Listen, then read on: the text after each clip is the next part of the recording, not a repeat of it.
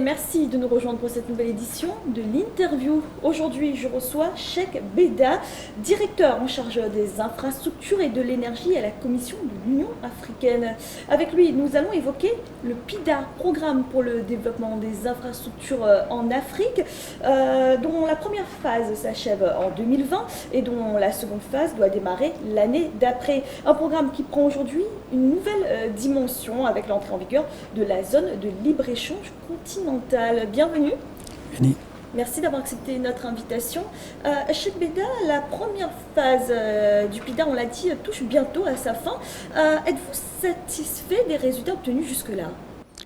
Tout d'abord, je voudrais vous remercier pour l'intérêt que votre chaîne Africa 24 accorde aux questions liées au développement du continent, spécifiquement le développement des infrastructures et de l'énergie. Cette première phase qui a démarré en 2012 et qui devrait couvrir les 8 ans de 2012 à 2020, touche donc à sa fin, comme vous l'avez dit dans votre introduction. Et nous sommes satisfaits, vu le nombre déjà des réalisations, mais aussi nous sommes satisfaits parce que c'était la première fois que le continent africain met en place un programme continental, l'exécute lui-même, avec des fonds qui sont mobilisés par les différents pays, les différentes communautés économiques régionales, les différents partenaires, mais aussi gérés de manière coordonnée et de manière intégrée. Et donc cette phase, sur les 51 programmes qui regroupent 433 projets, nous sommes pratiquement à une trentaine d'exécutions complètes, 30% d'exécutés complètement, autour de 50%, soit les études sont déjà achevées complètement et puis les fonds sont mobilisés, soit véritablement les projets sont déjà dans une phase à la limite bancable. Alors ce dont vous parlez là, ces 51 projets, ce sont les projets définis dans le cadre du programme d'action prioritaire, le PAP, qui est le cœur même du PIDA. Si on devait citer trois exemples, trois projets qui seraient emblématiques du PIDA. Bon, les projets qui sont plus ou moins aujourd'hui très emblématiques du PIDA, vous avez par exemple la ligne d'interconnexion entre l'Éthiopie et le Soudan. Donc ça, c'est un projet très emblématique.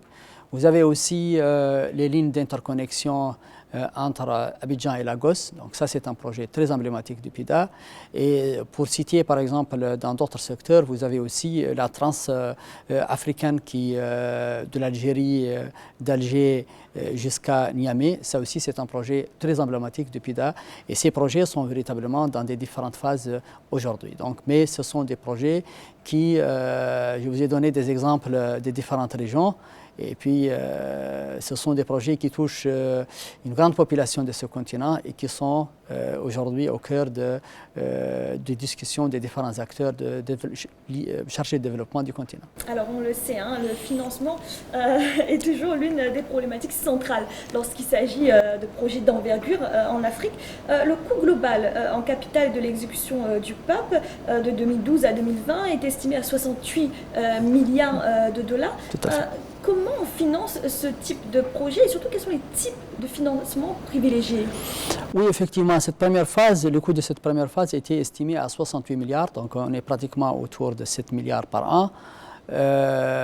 Mais quand vous voyez le contenu de ce programme qui sont liés aux différents secteurs, vous avez l'énergie, vous avez les routes, les différents modes de transport, vous avez aussi les ICT.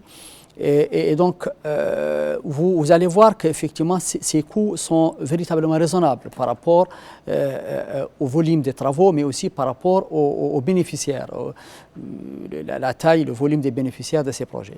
Donc, le financement a toujours posé un problème. L'essentiel des financements qui sont liés à ces projets, ce sont des financements publics. Mais aussi nos différents partenaires sont aujourd'hui très intéressés par rapport à ces programmes. Mais je voudrais quand même rester un petit peu sur ce financement public parce qu'au lancement du PIDA, il était annoncé que plus de 50% du financement devait être assuré par les sources intérieures publiques. Ouais. C'est ce qui avait été annoncé en tout cas. Est-ce que les États ont tenu leur engagement ? Vous voyez, quand vous regardez aujourd'hui pays par pays, vous allez voir que les budgets d'investissement des différents pays sont essentiellement orientés vers les infrastructures et les projets des infrastructures d'énergie. Donc, sans doute, nous voyons que les pays ont véritablement tenu leur parole, leur engagement dans ce sens. Mais vous voyez aussi que malheureusement, il y a une limite à ces sources budgétaires par rapport au financement public, parce qu'il y a d'autres secteurs qui sont aussi prioritaires. Vous avez la santé, vous avez l'éducation, vous avez les questions qui sont liées à la sécurité aujourd'hui qui demandent des investissements assez importants vu les différents défis que nous affrontons aujourd'hui en tant qu'Africains. Et donc, mais dans tous les cas, nous constatons qu'au niveau des budgets d'investissement des différents pays, on est resté plus ou moins pratiquement dans cette fourchette qui varie entre 20 à 30% selon les pays. Donc, on est tout à fait confortable avec l'engagement qui a été pris par nos États. Alors, vous le disiez, hein, il faut aussi trouver d'autres solutions de financement et puis surtout mobiliser le secteur privé, intérieur comme étranger d'ailleurs. Est-ce que ce secteur privé est aujourd'hui frileux à investir dans ces grands projets d'infrastructure? Oui, en fait, la situation avec le financement privé est la suivante. C'est que le privé, qu'est-ce qu'on demande? On demande des conditions préalables. Premièrement, il faut asseoir un cadre institutionnel, réglementaire, qui est un cadre qui va effectivement assurer un bon retour de financement pour les privés. Ça, c'est le premier aspect. Et le deuxième aspect, c'est minimiser le risque de ces investissements au niveau du continent. Malheureusement, nous avons un continent à haut risque. En tout cas, il est qualifié par les différents partenaires comme ça. Mais nous, notre action aujourd'hui, c'est de réduire ce risque. Réduire ce risque à travers la mise en place d'un certain nombre d'outils. Et nous avons commencé à travailler avec nos partenaires, nos différents partenaires, surtout les partenaires qui investissent beaucoup dans les infrastructures, tels que la Chine, tels que l'Union européenne, pour mettre en place des outils de diminution des risques.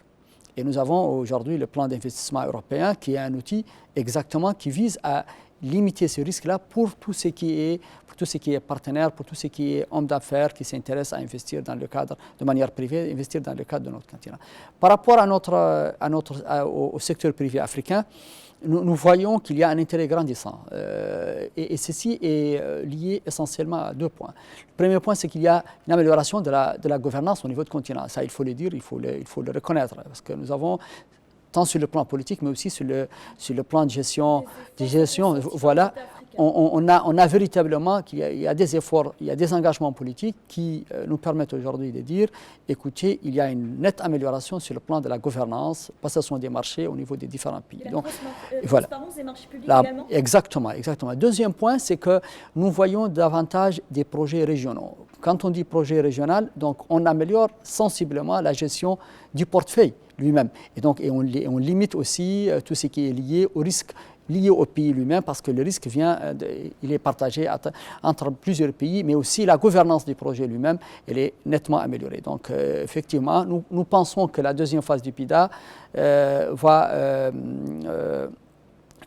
véritablement avoir une nette amélioration dans le cadre de cette prise en charge d'investissement au niveau du secteur privé pour tout ce qui est infrastructure et énergie au niveau du continent. Alors, Cheikh Beda, si le financement est souvent posé comme une problématique centrale en Afrique, l'Union africaine, la Commission de l'Union africaine a identifié une autre difficulté. Il s'agit de l'absence d'alignement et d'harmonisation des politiques nationales. Qu'est-ce que cela signifie exactement ? Oui, en fait, nous sommes dans une configuration où tout le monde aujourd'hui reconnaît que pour assurer ce taux de croissance qui est estimé entre 6 et 7% du continent pour les 10 prochaines années, qu'il faut nécessairement envisager tout ce qui est intégration, tout ce qui est projet d'intégration. Quand on dit intégration, donc, ça passe nécessairement par l'harmonisation des politiques. Parce que si nos politiques au niveau continental ne sont pas harmonisées, on ne peut pas parler de la mise en place des projets intégrateurs régionaux. Nous, en tant que Commission de l'Union africaine, c'est l'une de nos tâches les plus importantes, c'est d'harmoniser les politiques au niveau du continent. Et nous avons des projets qui sont phares au niveau du continent, au niveau de la Commission de l'Union africaine, pour ça. Donc, je vais citer un certain nombre d'exemples. Par exemple, dans le domaine de l'électricité, nous travaillons sur le marché d'électricité continental.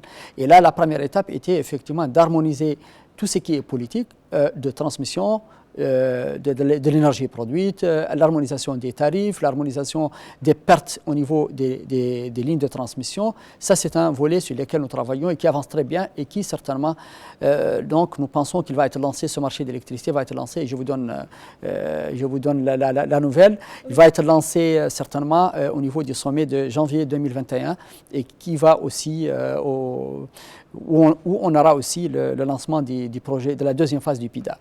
Donc, un autre volet, ce sont les ICT. Et vous savez parfaitement qu'aujourd'hui, nous rentrons tous dans cette quatrième révolution qui est la révolution digitale. Et donc, il faut avoir des outils, des infrastructures de télécommunications très performantes. Là aussi, nous avons un programme qui est un programme PRIDA qui aussi vise à harmoniser toutes les politiques au niveau du continent par rapport à ce secteur vital aussi, qui est un secteur très prometteur. Le troisième volet, le troisième exemple que je voulais donner aussi, c'est par rapport tout ce qui est la norme et la standardisation au niveau du transport routier. Ça aussi, on a bien avancé. Donc, il y a des normes. Aujourd'hui, quand vous voulez investir dans le cadre des infrastructures routières, vous avez des normes africaines qui sont appliquées, normes de sécurité appliquées. L'application de toutes ces normes, est-ce qu'elles ne se heurtent pas parfois à la souveraineté des États? Vous savez, l'avantage que nous avons au niveau de la Commission de l'Union africaine, que nous avons pris de l'avant dans le cadre de la définition de ces limites de souveraineté des pays. Nous avons certainement des projets qui sont nationaux, mais nous avons aussi des projets continentaux. Et donc, cette souveraineté pays, elle est proportionnelle au type de projet. Donc, mais quand il s'agit d'un programme continental, là, certainement, les standards et les normes africaines s'appliquent. Cheikh Beda, vous êtes directeur en charge des infrastructures et de l'énergie à la Commission de l'Union africaine. Merci d'avoir répondu à nos questions. Merci. Et merci à vous de nous avoir suivis. N'oubliez pas, vous pouvez retrouver cette émission et tous nos autres programmes sur www.africa24tv.com et à bientôt pour un nouveau rendez-vous de l'interview.